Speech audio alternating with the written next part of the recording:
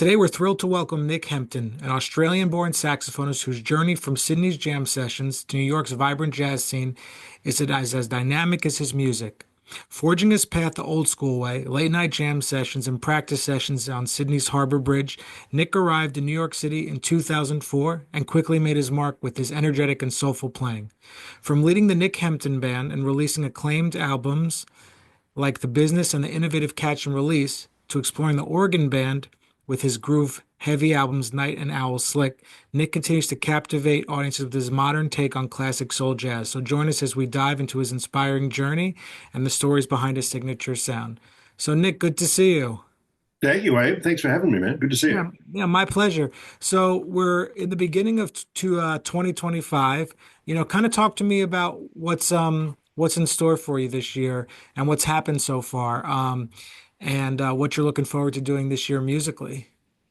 Well, we find ourselves at a kind of interesting place here. I think everybody has a little trepidation about the coming year. There seems to be a lot of uncertainty in the air. So I think this is going to affect musicians at least as much as anybody else. Touring, I think, is going to change, this year.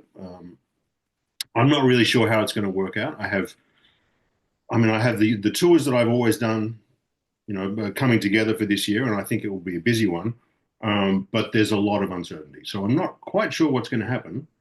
I have a new album coming out next month, which is going to kick things along. It's always a good way to start the year, and plenty of touring coming up. So it's going to be a busy year, and maybe not any different from previous years, but I don't know. It feels a little bit different this year. Yeah, and also the city feels like it's really bounced back, starting to feel like it's bounced back since the pandemic. At least I feel that way. Yeah, I There's feel a that way. certain It is. energy that's back. Yeah, the energy is back. It's not. It's different than it used to be. Like I don't know if you hang out as late as I do, but it used to be. I would hang out at the village until 4 or 5 in the morning, and that hang is not really there anymore. Yeah, I used to do that a long time ago, but yeah, Yeah, I'm and familiar. maybe it's good. I probably don't need to be doing that anymore. But it was a big part of the New York scene when I was coming up, and the late night jam sessions and just the hang at a lot of clubs around there. And that's not happening, but the people are out there. Like I'm every time I play in New York, and I think most musicians are experiencing this. Rooms are full. There's a lot of tourists out. There's a lot of people interested in coming out and hearing music, which is very encouraging. And a lot of new venues, which is bringing music to people who didn't used to get it before. So I think that's encouraging as well. Yeah, New York, there's always places that are opening up, and that certainly leads to new opportunities for the musicians, which is, one of the good parts about, not just the tri-state area. There seems to always be new places coming to the Yeah, forefront. and I think we're getting different kinds of venues as well. I'm sure you've noticed in the past few years, sort of upscale cocktail bars are almost replacing your old stinky, smoky jazz clubs. And in turn, you're getting a different audience coming out. We're getting a lot of young people coming out for date night or cocktail night or whatever, and they may not have ever heard jazz before, and they're coming out to have a night out, and jazz is part of their experience. And maybe we're playing to people who've never heard this before, and that's kind of it's a different way of dealing with an audience, but a responsibility, I think, but an opportunity to get a new audience. Oh, 100%. I'll give you that's a great point you're making.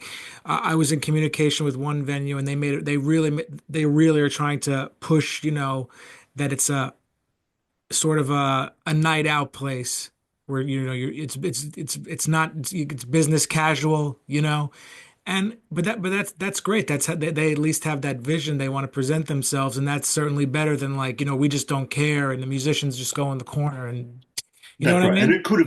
it could have so easily gone the other way, where these places just open without music, and replace live music with just cocktails and a jukebox or canned music or whatever. And so it's good that that these new places have taken on jazz as part of the New York experience, and know that people want that alongside their cocktails and their sliders. Yeah, definitely. Nick, I'd really like to talk to you about your development into the artist you are today. Um, we really need to have certain things happen to us, I think, to really become serious about the music, whether that's one specific teacher or going to a certain concert, hearing a certain record. What were the milestones for you that without those things you wouldn't be the artist you are today? And you can go as early back as you'd like to. That's a big question, Abe. I was thinking about one of my early teachers just yesterday, actually. So I grew up in Sydney, and there are a lot of good jazz musicians in Sydney, but there's not a great culture of jazz there.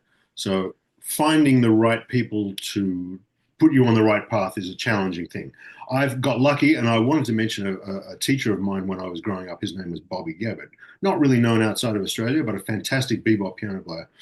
And I was thinking about like how early he put me onto this idea of the jazz life, because you know American jazz and it doesn't. There's something incongruous about that and sunny beach weather Sydney. It just doesn't seem to go together. And so I would go around to Bobby's house and it would be a bright sunny day, and I'd go into his house and it would be pitch dark. He'd have all the blinds drawn. The place would be full of cigarette smoke. He'd be practicing the piano, and I knew he'd been doing it since 6 o'clock in the morning. He would just all day on the piano, playing, drinking coffee, smoking, listening to records, and it was American jazz in his house. It was like leaving Sydney and walking into jazzland, and it really kind of it opened my mind. You have to the idea that if you're going to do this with any level of seriousness, it's your whole life really. Like you can't I don't know, you can't just play jazz for an hour a day and leave it at that. It's going to overtake your whole life. And it's a world that you have to sink yourself into. I mean, you can do anything you want. If you want to play on the weekends, fine. But I'm saying if you want to be a full-time, proper, serious jazz musician, it's a lifetime operation. And I would go to Bobby's house, and it was Black American jazz on the on the record player. That's all he listened to, and it was like this is a world that I want to be a part of. And he How and old a were few you at other that time? teachers, I was 17, I suppose. Okay, so you were, about to graduate high school, you're a little older and then Yeah, and I hadn't really, I mean, I'd only been playing saxophone for about a year at that point. Like, I got a saxophone when I was about 16 and got immediately, like, this took over my life straight away. And Bobby and a couple of other teachers told me that New York is the place to go. You can have your career in Sydney, but if you really want to play jazz, you got to go to New York. So studying with Bobby was a real turning point. And then the first time I came to New York was when I was 20, and that just blew my mind. And that changed everything. I knew this was the place I had to be, and I put everything towards coming here and playing jazz in New York. That was it. And it's not it hasn't been like amazingly great ever since. It has like life has a lot of ups and downs, but I came to the right place. Like I made the right choice there. I understand what you're saying. When I went to school in Boston, I used to take the bus down and go to the village. This is probably back around 2006, 2007. And it was really like walking into a whole nother world. There was nothing like that in Boston. Nothing.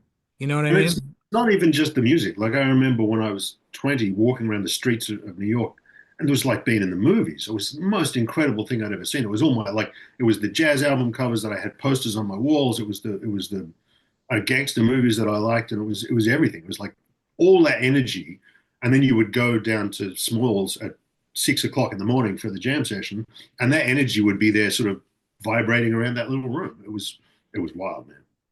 Yeah, you really, and you have to be willing to live in that world if you really want to, you know, make your, you know, make your life as a jazz, like that's your primary source of income to be a musician. You've got to live it every And day. it's not even. I mean, income, yes, but to me, the great thrill about being playing this music is being part of a 100 and something year old community and feeling that I've put the time and the effort and the hours and the love into it that makes me sort of part of that lineage. It's a kind of a special place. Um, and I think if you want to be part of that world, then yeah, you have to be prepared to do it all day, every day.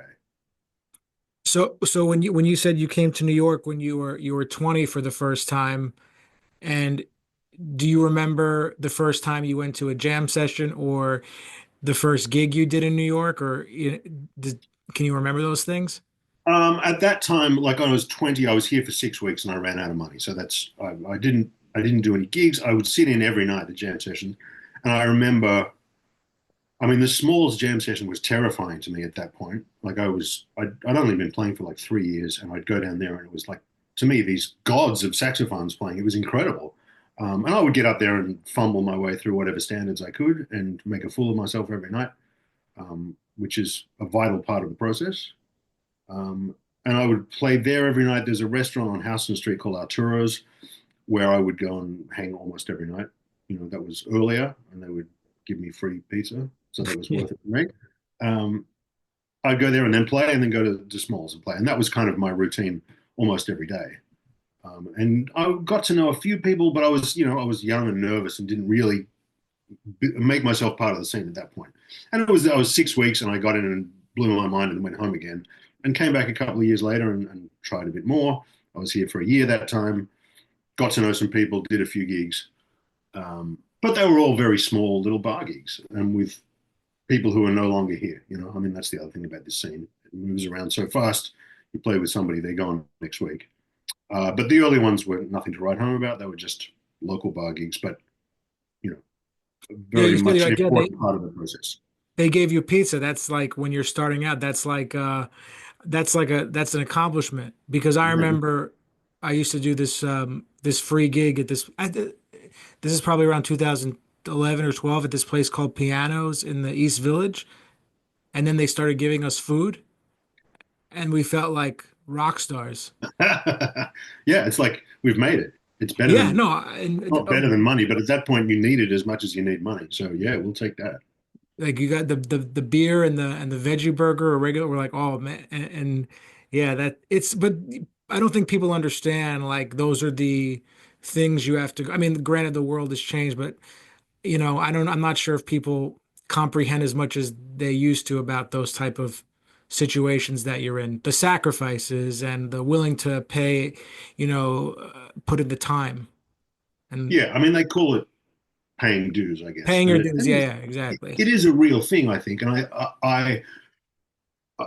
not to get too deeply into my concerns about the way the jazz scene has changed regarding education replacing a lot of the things that used to be important, right? But I do think paying your dues and paying and playing kind of crummy gigs, and being taken advantage of and getting ripped off and playing with bad musicians or whatever it is, or music that you don't love, or it's a hard slog, and I think it builds muscles for your future. You're going to be dealing with people trying to rip you off throughout your whole career. That's something that's a good lesson to learn when you're young, like how to deal with that, or how to, somebody's going to call music that's inappropriate for the room, or something like that. There's just lots of little tiny lessons you learn from these little crummy gigs that will really come in handy later on in your career, and you need them.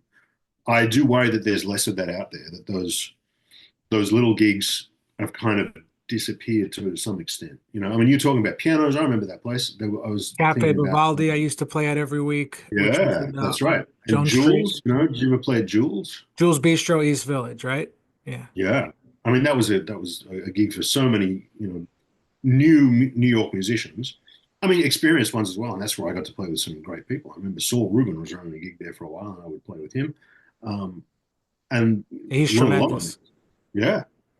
And that was a crummy gig. Paid terrible. You got a little bit of food, got a couple of drinks, whatever. But it was steady. It was on a Tuesday night usually, so it was like, I don't know. It was those little gigs are very valuable, I think, to your career in the long run.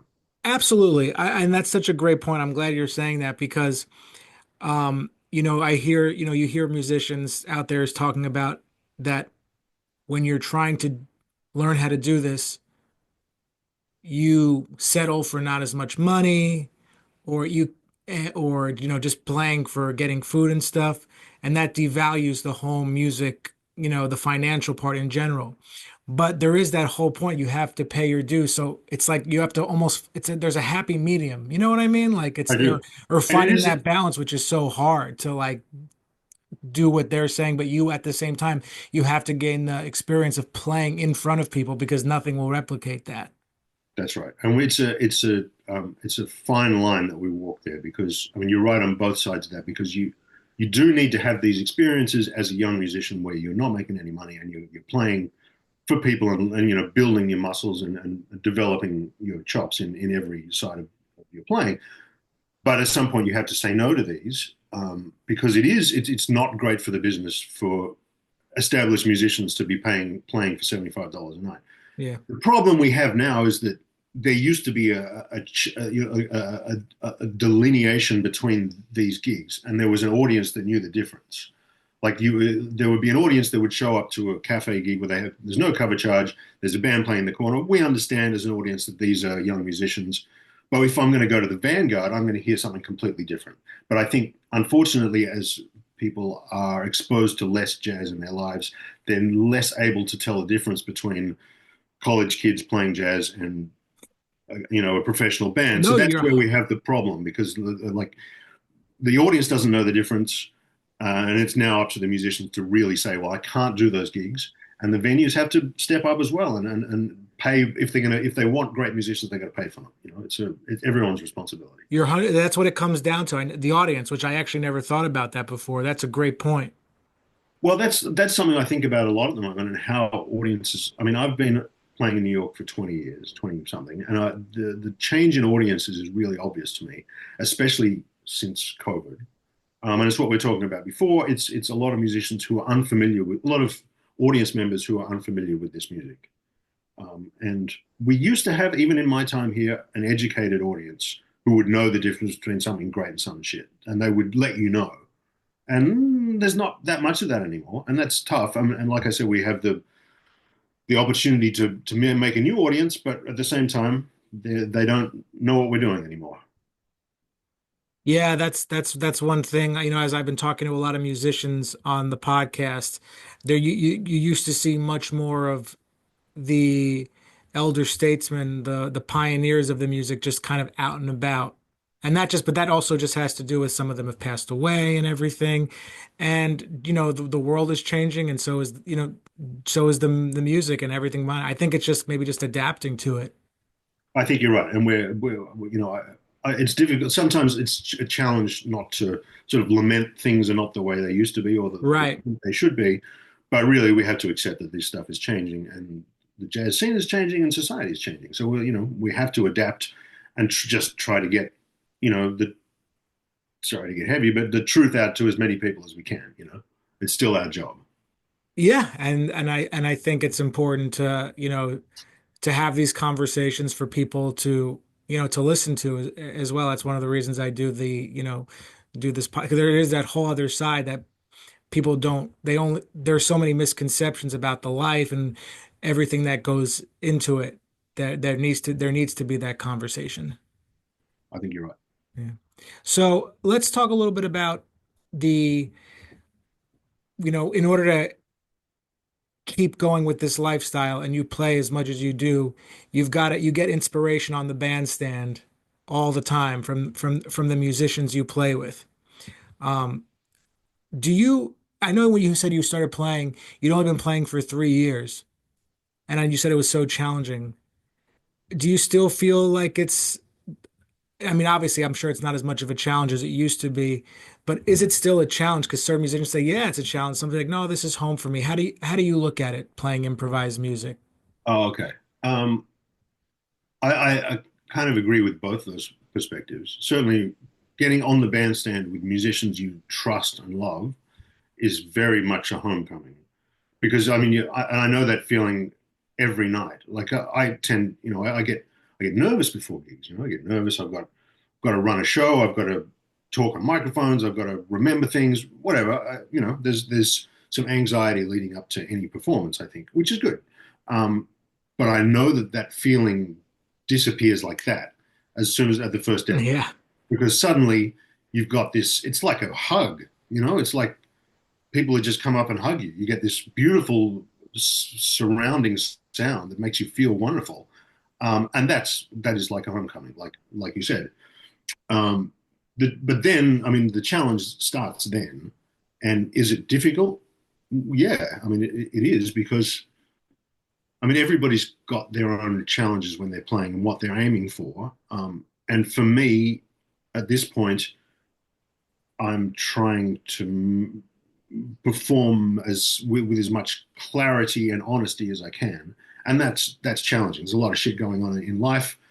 There's a lot spinning around in your brain. You can't turn it off. There's somebody out there who's annoying you. There's somebody back there who's annoying you. I don't know. This it's the challenge is being open and honest and playing with an open heart to people.